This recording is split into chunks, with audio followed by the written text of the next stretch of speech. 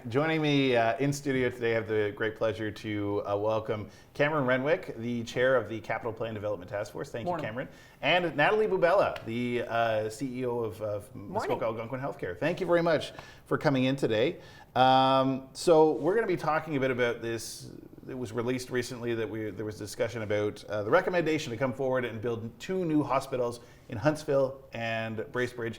Just a quick bit of background, the Huntsville will be on the same site. Bracebridge, the proposal would be a new site in Bracebridge. So that's right. We have all that, and that's the culmination of the couple of years the task force had been working on that plan. That's right. Yeah. So I'm just going to jump right in, guys, because we recently had some ruffled feathers, I would say, at Huntsville Council about this from Tim Withy, who was saying the task force created a plan that's set up to fail. And eventually this will lead back to the one-site model, which was originally proposed about 5 years ago. So I'm just wondering from both of you, what's your response to that type of allegation? Everybody has the right to their own opinion. Mm-hmm. So I won't say he has the wrong opinion. I don't agree with that. I think that the work that we have done has really pointed towards the recommendation that we've made. It will be further flushed out over the next coming weeks. It's going to be presented formally to the board in October the 10th mm-hmm. in an open session. So I'd welcome people to come and see. But I completely disagree with what he has said. Okay, Natalie, you've been on this project for a number of years. Yeah, since 2012. Yes. What are your thoughts on this? I actually don't think it's been set up to fail at all, and do disagree with what Mr. Withy has indicated.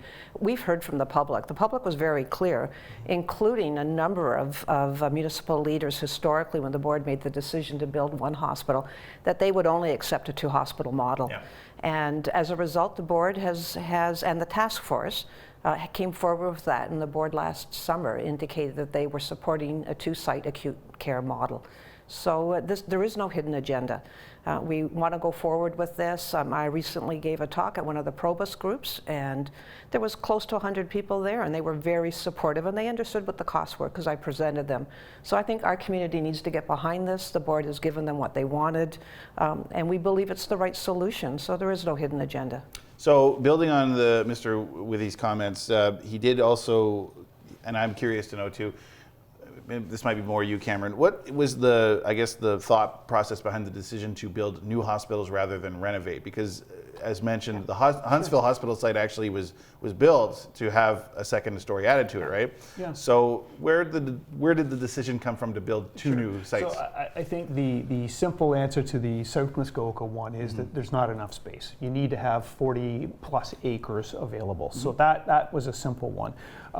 In Huntsville, we have ample space, and he is right. In 1978, there was provision for an additional story. Now we're talking about 2019 today, and when we're talking building, that might be 2030 or 35. Mm-hmm. As you can well imagine, James, the standards change, yep. And it just does not. It's not suit what we would need to do. It would actually cost more to build up than it would to do an adjacency. So it was something that was discussed around the task force and part of our design guiding principles. But in the end, everybody around the table unanimously supported what we did. And that unanimous support, I'd remind you, was involving mayors from Bracebridge and Huntsville, East Perry Sound. There was not anybody that was there that said, no, I think we should change. Yeah. If I could just add to that, though, sure. We actually had specialists come on board. We brought in consultants because this wasn't done on the back of a napkin. We brought people in that could look at the site and knew the engineering requirements. And so, yes, you could build up, but it would cost significant more dollars to actually fix the structural components. And one of the major reasons, too, to add on to what Cameron's indicated is the seismic activity qualifications or requirements today are very different from what they were when the hospital was first built. Okay. So it's possible, but it would be significantly expensive. So let's talk about costs. I know we're kind of still in early stages right now. With this proposal, what are we looking at in terms of, and now I know there's an overall cost, but what will we be looking at in terms of the district cost? Because I think that's what people here are really concerned about. How much is the district going to have to pay for this?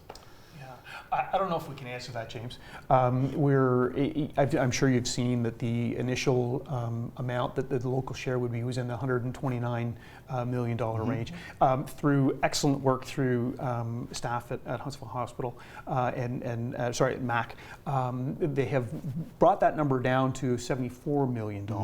So that's the parcel that we're talking about now, and how that further gets divided out is yet to become. We have a local share working group that's dealing with the dollars and cents that includes 5 different mayors, members of foundations, as well as MAHC staff. So those numbers will be further refined as we go. Okay. Yeah. Now, this might be more for you, Natalie. You know, everyone knows that the LIN is going through a dissolution. You know, it's going to be cut down and moved into something new.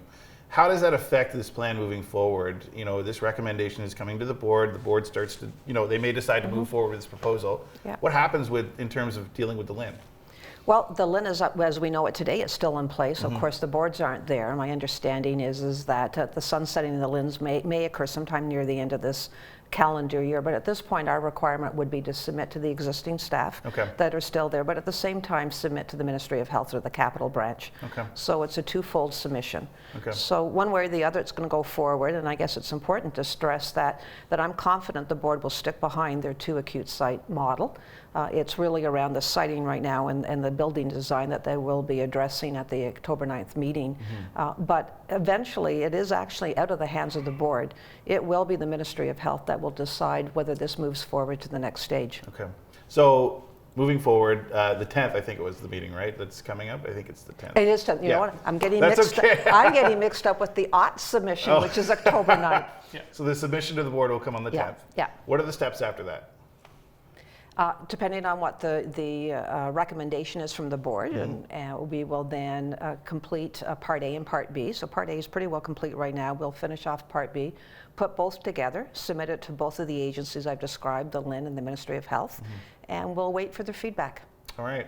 Well, you know, we could talk about this all day, but we only have a limited amount of time, so I think we'll have to go to commercial break. But we are looking, I think we're all waiting with bated breath to see what happens here. We really appreciate the work you guys have put into this. I think we should not overlook that fact at all. There is an immense amount of work that both of you and others have put into this. So thank you very much for that. You're welcome.